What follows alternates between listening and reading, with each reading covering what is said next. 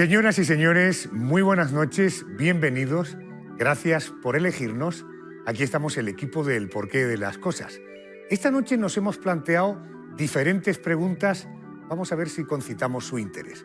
¿Por qué se dice del león que es el rey de la selva? ¿O por qué los búhos ven de noche? En esta época del año, en invierno, no vemos moscas. ¿Esto es porque mueren o porque andan escondidas? ¿Ustedes se han preguntado alguna vez por qué las lombrices pueden seguir viviendo partidas por la mitad? Y una más, ¿por qué los perros aúllan? Hoy ya lo ven, el reino animal se convierte en protagonista de este programa. Señoras y señores, el porqué de las cosas, quinta entrega.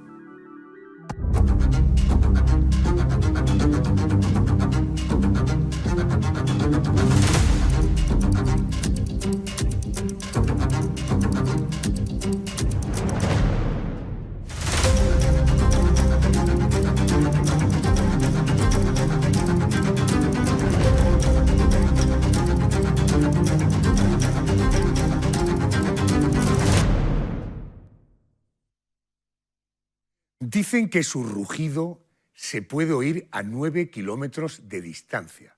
Tiene una poblada melena dorada, enormes colmillos y ojos rasgados. Te estoy hablando naturalmente del león. Hay leones muy famosos. Está el león de la Metro, el cobarde león del Mago de Oz. Los más pequeños de la casa conocen a Alex, el león de Madagascar, o, por ejemplo, Aslan, de las crónicas de Narnia. Los más nostálgicos van a recordar a Willy Fogg, que por si no habían caído era efectivamente un león. Y el más famoso de todos, Simba, el rey león. Porque del león siempre se ha dicho que es el rey de la selva. ¿Y eso por qué es?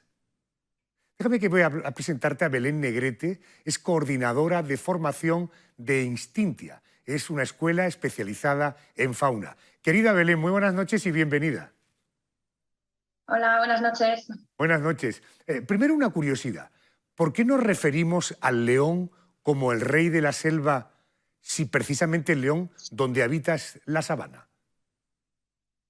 Bueno, a ver, el león se conoce porque habita en la sabana, pero también habita en muchas otras zonas. Puede habitar en zonas de pastizales, en matorrales y también vive en zonas boscosas. Entonces, puede ser que venga un poco de ahí. Obviamente no es la selva que nosotros conocemos, como por ejemplo el Amazonas, pero sí que habita en esas zonas. Cuéntame qué características físicas hacen del león un animal tan poderoso como para que le conozcamos como el rey de la selva. Lo que te estoy pidiendo son datos, no sé, sobre su envergadura, su peso, su fuerza, su velocidad, incluso la potencia de su rugido, como yo arrancaba el programa. Bueno, a ver, obviamente las características dependen de cada individuo. Los machos, de manera general, son más grandes que las hembras, entonces pueden medir desde la cabeza a la cola entre los 2,5 metros y los 3,5 metros, mientras que las hembras son más pequeñas. Las hembras miden entre los 2 metros, 2,5 metros, más o menos. Y luego, por ejemplo, de altura, los machos pueden medir entre 1 metro, 1,2 metros, y las hembras miden 1 metro. Entonces se ve que la diferencia de tamaño es considerable. Luego los machos pueden llegar a pesar entre los 150 a 225 kilos. Obviamente estoy hablando de individuos adultos. Y las hembras pues pesan mucho menos. Las hembras pueden llegar a pesar entre los 120 182 kilos. Y luego cuando cazan porque no son animales que cacen continuamente como se piensa, pueden llegar a alcanzar los 50-60 kilómetros por hora. Y luego, pues nada, se ha visto también que su rugido no solo se puede escuchar a 9 kilómetros de distancia, sino que se puede escuchar a muchísimo más, como por ejemplo hasta los 18 kilómetros. Que obviamente esto depende un poco de la zona donde nos encontremos, porque no es lo mismo la transmisión del sonido en una sabana que en un bosque. Y también depende bastante del tiempo meteorológico, que no es lo mismo un día nublado que un día despejado, por ejemplo. Correcto. Estamos hablando en todo caso de un animal espectacular. ¿Cuál es la tarea del león en la manada?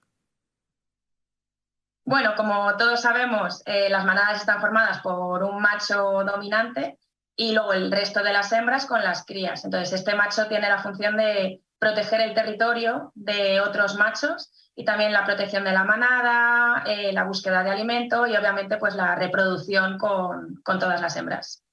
Oye, en cada manada hay un macho dominante. ¿Qué pasa si aparece otro? ¿Hay posibilidad de, un término que hemos oído mucho durante la pandemia, de cogobernanza? No, eso no es posible, no son como las personas. En caso de que apareciera un macho, los dos machos lucharían entre ellos para alcanzar esa posición de líder y el vencedor pues es el que se queda en la manada. A ver, si por ejemplo el nuevo león que viene es el vencedor, lo que va a hacer es matar a las crías del anterior león para asegurarse que sean sus genes los que se transmitan a la descendencia y que prevalezcan sus genes, obviamente, y no los de otro. Hablemos ahora de la posición del león, digo, en la cadena alimenticia. O te lo planteo de otra manera. ¿A quién se come el león y hay alguien que se coma al león? Bueno, los leones son carnívoros estrictos, entonces se alimentan de otros animales, que bueno, estos animales pues pueden ser gacelas, cebras, pequeños mamíferos, incluso las crías de otros animales. Pero se piensa que son animales que cazan, como podemos ver en los documentales, pero no son animales que suelen cazar, sino que mayoritariamente se alimentan de carroña, es decir, de cadáveres de otros animales. Y luego pues no tiene ningún tipo de depredador, sino que su mayor problema es el hombre. El rey de la selva. Te voy a poner un supuesto, una situación que no es muy normal, pero vamos a tirar un poco de imaginación para plantear la hipótesis. Una persona va caminando por la sabana africana y de pronto se topa con un león. ¿Cómo acaba esa escena? Bueno, obviamente esto depende de cada situación, depende de si el león es una cría, si es un adulto, si el león ha comido, si no ha comido, si está herido, si está sano, pero normalmente estas escenas terminan mal. De hecho, allí en África pues suelen tener bastantes conflictos porque las comunidades que conviven con ellos cerca pues suelen tener este tipo de encuentros y terminan mal para la persona. Perfecto. Belén Negrete, gracias por atenderme y por ponernos exactamente el por qué el rey de la selva es el león. Creo que ha quedado claramente demostrado. Gracias y buenas noches. Gracias. Buenas noches, gracias. Buenas noches. El león macho es el líder de la manada. Precisamente, mire lo que son capaces de enseñarnos los animales. Cómo se comporta un jefe y cómo se comporta un líder. Es una metáfora de la vida misma. Fíjense la diferencia entre alguien que tiene actitudes de jefe y alguien que tiene actitudes de líder. Vamos a verlo.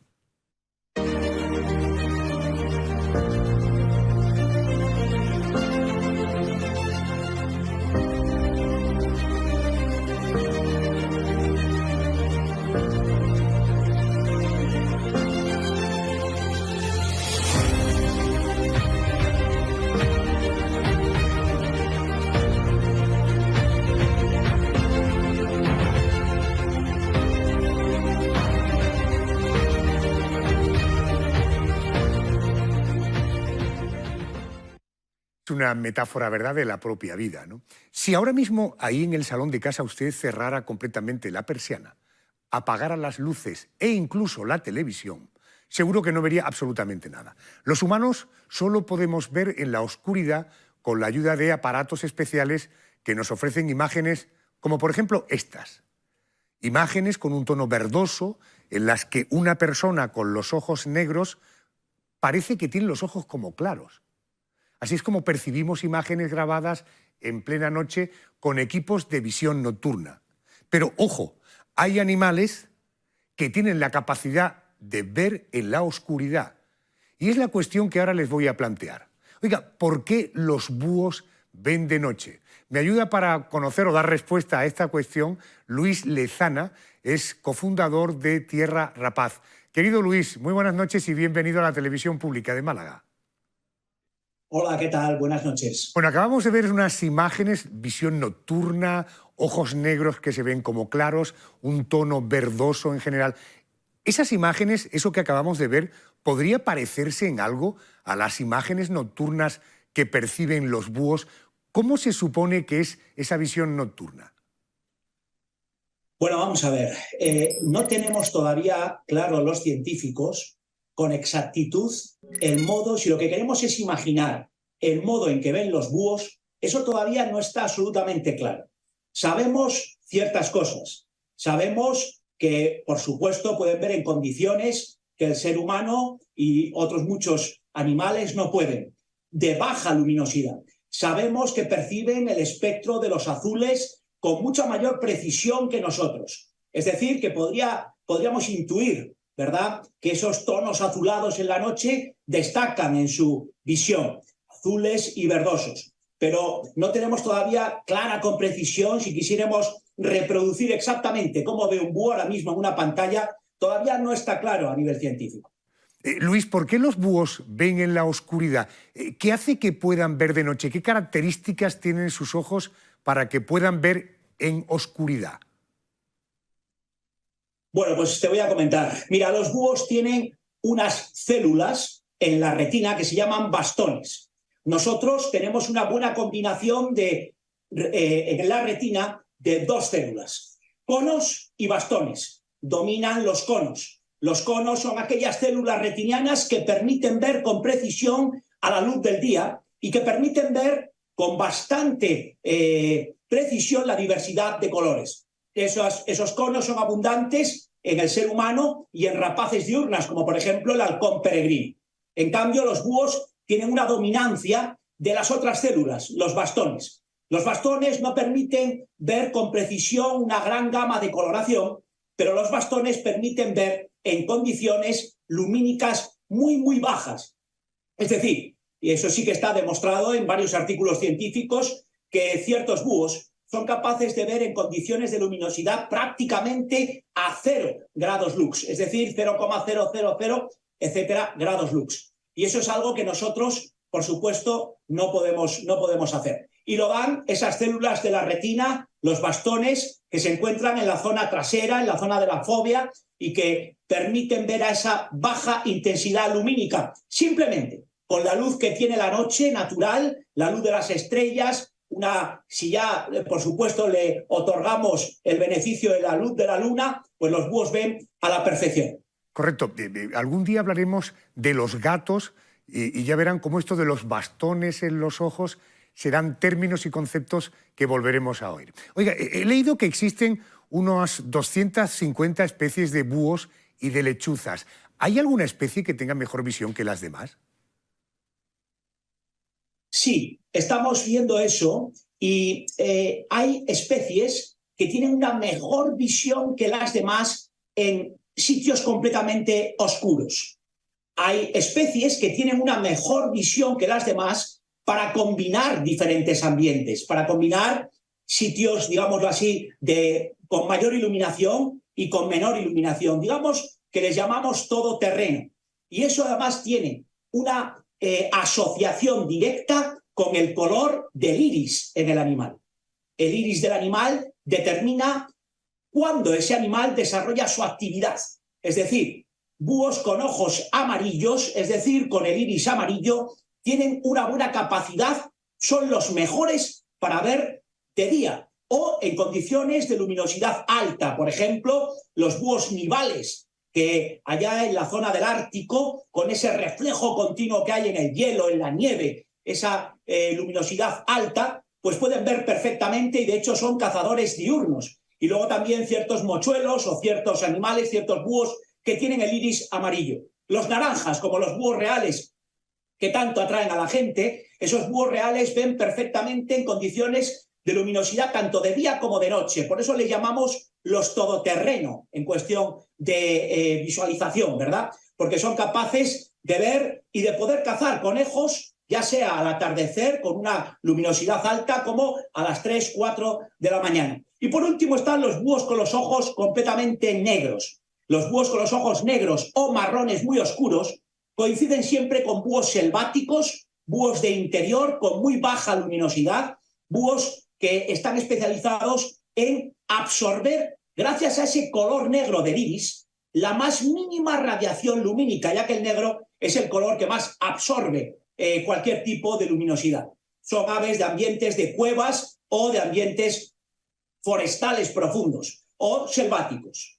Luis, en la naturaleza nada ocurre por casualidad. Imagino que los búhos ven en la oscuridad por algún motivo. ¿De qué le sirve al búho ver de noche? Hombre, pues resulta a todas luces que todos los científicos nos guiamos en cuanto al espectro, digamos, de actividad de las presas. ¿Ah? Las presas, en este caso de los búhos, están activas de noche, no están activas de día de manera general. De hecho, si observas los búhos que cazan más de día, se corresponden con presas también más diurnas. Entonces, digamos que ellos se dejan llevar en ese aspecto, digamos que su anatomía, su fisiología ha evolucionado en función también de la actividad diaria de las presas. Los ratones, las ratas tienen una actividad eminentemente nocturna y con picos de actividad, pues nada más entrar la noche y justo antes del amanecer, que precisamente son los momentos en los que los búhos ven mejor. Por cierto que estamos viendo imágenes a lo largo de nuestra conversación, naturalmente de búhos. El búho no mueve los ojos, pero sí tiene una enorme capacidad para mover el cuello. Esto es así, ¿verdad? Esto es así. Y además de que es así, es muy curioso, y es la capacidad que tiene de girar su cabeza 270 grados. Nosotros no podemos girar más allá de los 180 grados. Ellos superan muchísimo eso y llegan a estos 270 grados de giro. ¿Por qué? Bueno, pues como tú muy bien has apuntado, los ojos están situados en una concavidad y de manera fijada, es decir, no tienen capacidad móvil como pueden tener nuestros ojos, ¿no? Capacidad de girar a uno y otro lado.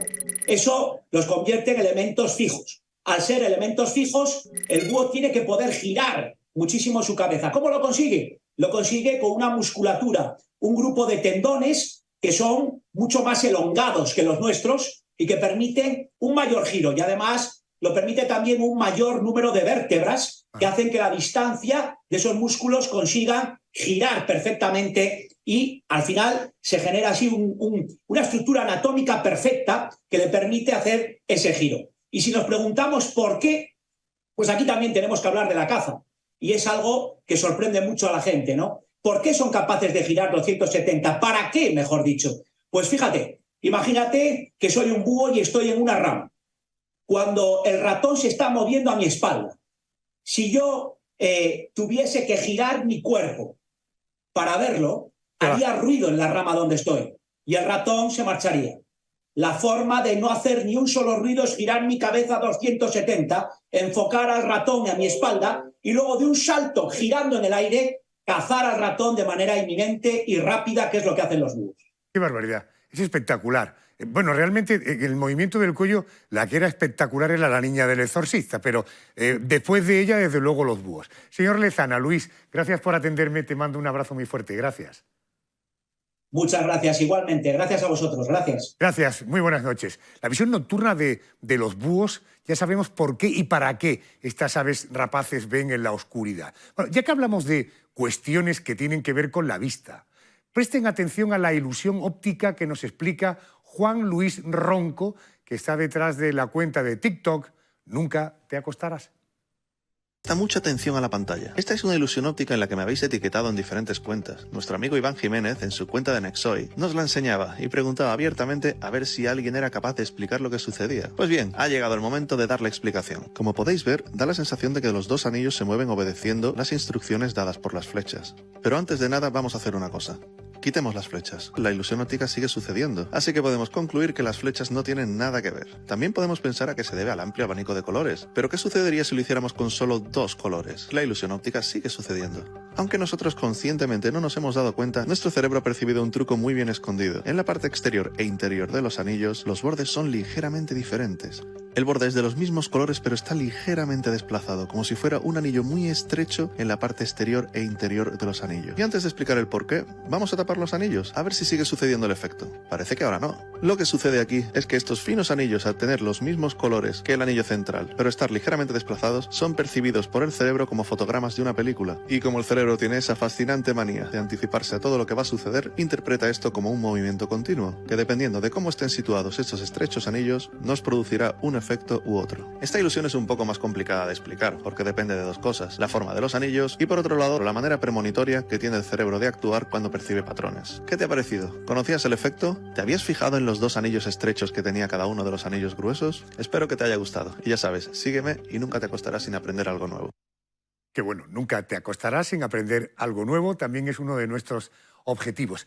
¿Qué manía tiene el cerebro de estar permanentemente queriendo anticiparse a las cosas, ¿no? Bueno, en esta noche en la que estamos hablando tanto de animales, ahora les quiero hablar de un molesto insecto, la mosca. Tienen unos enormes ojos rojos con una visión casi en 360 y miden menos de 1 centímetro.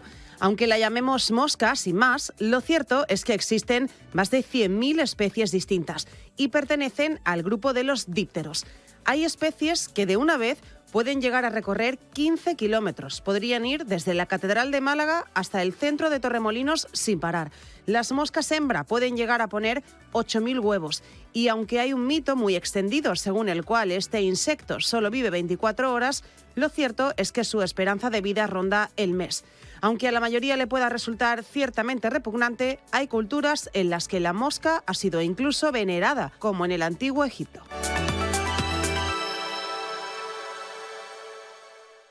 Vamos a hablar de moscas y lo vamos a hacer con un experto, con Eduardo Galantes, catedrático de Biología Animal de la Universidad de Alicante. Profesor, muy buenas noches y bienvenido a la Televisión Pública de Málaga.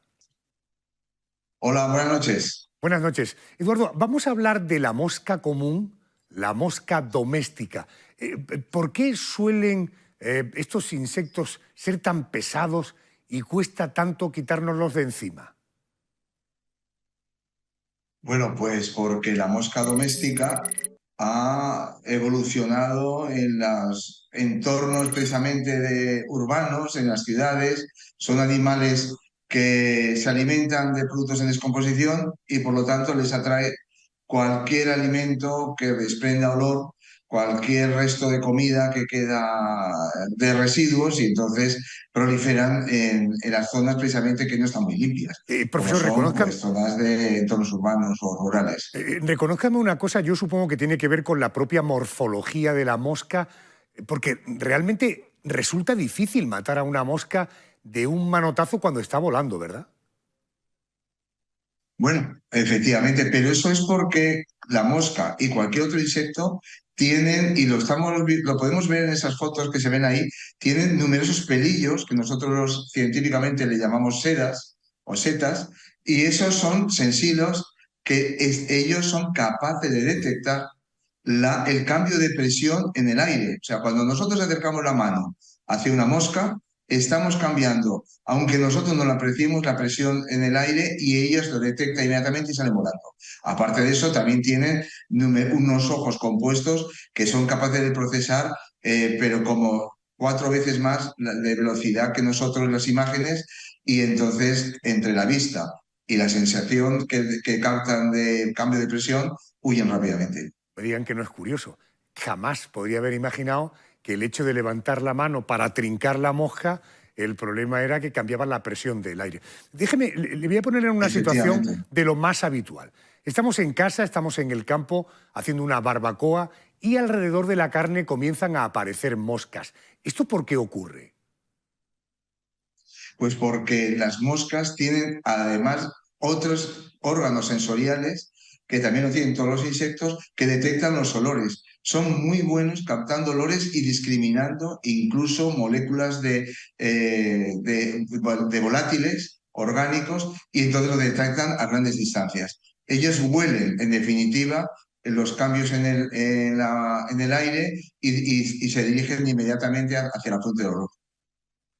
Por tanto, estamos hablando de seres muy especiales. Es decir, perciben con mucha facilidad el cambio de presión en el aire.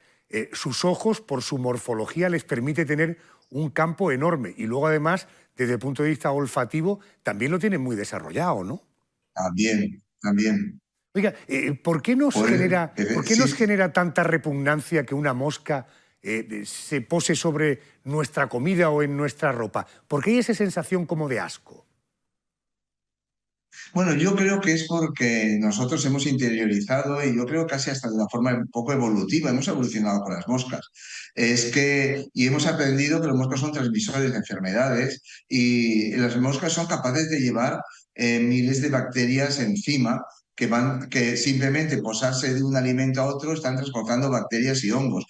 Pasar de un animal enfermo a otro están transmitiendo bacterias que son transmisores de enfermedades. Y eso nos ocurre también en las personas. Por eso en sanidad se tiene en cuenta que no haya insectos, que no haya moscas en zonas como hospitales, zonas de restauración, etcétera, porque son transmisores de bacterias. Profesor, Y esta virus, que yo claro. acabo de relatarles, una situación propia del verano, estamos haciendo barbacoas fuera, en el exterior, pero en invierno rara vez vemos moscas. En esta época del año, en el invierno, ¿las moscas qué pasa? ¿Que directamente palman, que se mueren o están ahí pero no las vemos? Generalmente, o sea, puede ocurrir dos situaciones. O sea, las moscas pasan como muchos insectos, pasan por una serie de situaciones que son el huevo, la larva, una pupa, que es donde se van a transformar después en el adulto. En invierno puede haber larvas que están enterradas en sitios de basura, por ejemplo, un estercolero, una zona de acúmulo de materia orgánica, pero también los adultos se esconden y en cualquier grieta. Pensemos que los insectos estos, como las moscas, necesitan tener una insolación, necesitan calentar el cuerpo para poder tener un metabolismo que les permita volar. En invierno hace mucho frío, baja el metabolismo es prácticamente basal, no tienen actividad, no tienen capacidad de mover los músculos y entonces permanecen quietas y con un gasto mínimo energético, con lo cual les permite pasar todo el invierno sin alimentarse. En cuanto empiezan los primeros rayos de sol de la primavera, allí saldrán las moscas otra vez nos molestarán y empezarán a poner los huevos para empezarse a reproducir. Profesor, siendo unos bichos tan espectaculares, hemos dicho, perciben la presión, un cambio de presión, tienen un olfato desarrollado, los ojos le permiten tener un amplísimo campo de visión, además vuelan. Siendo repugnantes como son, ¿el ser humano ha investigado suficientemente a la mosca? ¿Hemos sacado alguna conclusión? ¿Nos han ayudado a evolucionar en algo? Evolucionar no, pero entender la biodiversidad y cómo funcionan los ecosistemas, sí. Pensemos que la mosca nos molesta porque nosotros hemos creado unos ecosistemas artificiales que son las ciudades, donde además acumulamos basura.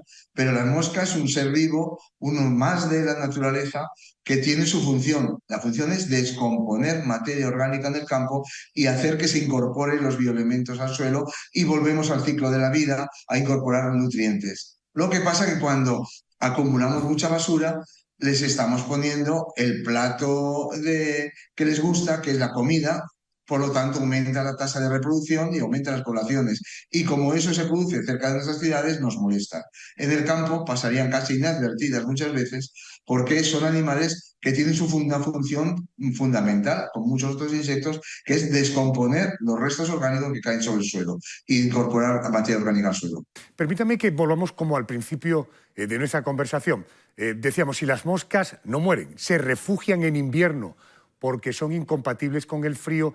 ¿Eso quiere decir, por ejemplo, que si me voy a Helsinki, en Finlandia, donde un día cualquiera de febrero las temperaturas pueden estar bajo cero, desde que amanece hasta que anochece, ¿allí nunca vamos a ver moscas? Allí va a haber muchas menos moscas, sobre todo en cuanto a especies. La mosca doméstica estará, lo que pasará que estará invernando como ocurre aquí, estará escondida, refugiada, esperando esa época del año muy corta, mucho más corta que la nuestra, en la que aparecen temperaturas más o sea, favorables. Hay temperaturas que en esas zonas pueden subir a 40 grados durante el día, lo que pasa es que caen abajo cero durante la noche.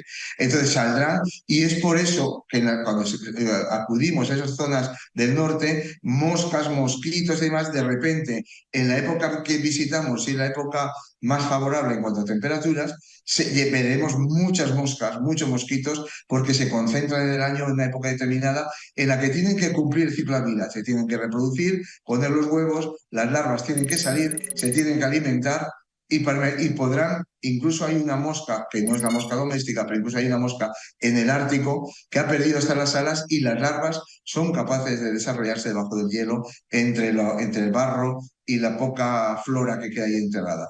Oiga, supongo que debe haber variedades de moscas. Lo de la mosca cojonera es una manera simplemente de la sensación que percibimos cuando nos está dando la lata. Hay una especie que sea la mosca cojonera.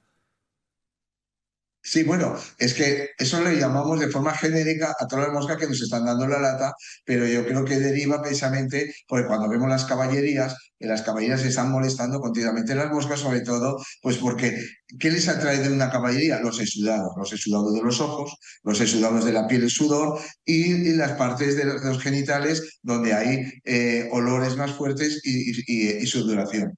Y entonces vemos un mulo, vemos un caballo, vemos el campo y están levantando la pata y espantándose las moscas. De ahí viene lo de, yo creo, de la mosca cojonera, que es la mosca que molesta y por extensión la aplicamos a cualquier mosca que nos molesta a nosotros.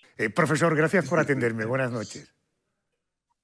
Nada, muchas gracias y buenas noches. Buenas noches. Bueno, ya que hablamos de insectos voladores, observen lo que les ocurre a las abejas cuando no hay luz.